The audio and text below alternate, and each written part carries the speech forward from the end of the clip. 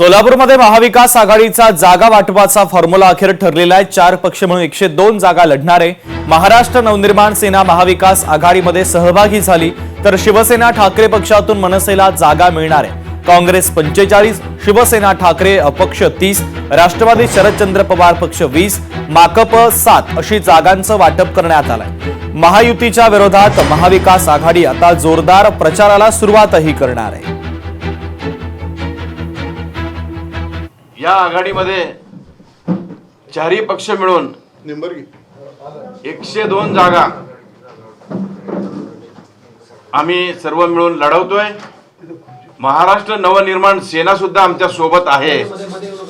काँग्रेस पक्ष 45, शिवसेना उद्धव बाळासाहेब ठाकरे पक्ष 30, राष्ट्रवादी काँग्रेस पार्टी शरदचंद्र पवार 20, मार्क्सवादी कम्युनिस्ट पक्ष 7 अशा पद्धतीनं 102 जागांचा हा आमचा फॉर्म्युला येत्या या निवडणुकीमध्ये निश्चितपणे आम्ही सर्वजण एकजुटीनं भारतीय जनता पार्टीचा पराभव करणार।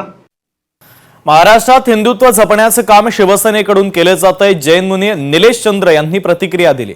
एकनाथ शिंदे यांच्याकडनं खऱ्या अर्थानं हिंदुत्वाचं रक्षण केलं जातंय असं जैन मुनी निलेश चंद्र महाराज यांनी म्हटलेलं आहे।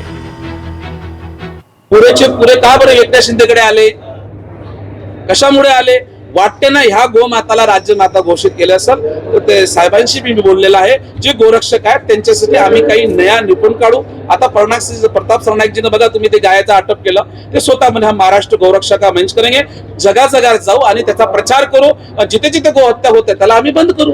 स्वार्थ ज्या वक्ती इलेक्शन येतात, चुनाव येतात, यांना त्या वेळेला यांना हिंदुत्व वाटतं, बराबर ना? तुम्ही ये कह रहा हूं कि जो राजस्थान 36 कोम का जब भांडन झालं होतं, जहाँ पे मारा था, तो विक्रम प्रताप सिंह जी और प्रताप सरनाईक जी आए थे। उस समय दूसरा कोई नेता आया नहीं था। इसलिए कहता हूँ क्या राजस्थान समाज एकत्रित हो। लोकशाही मराठी ऐका, पहा, जागरूक रहा।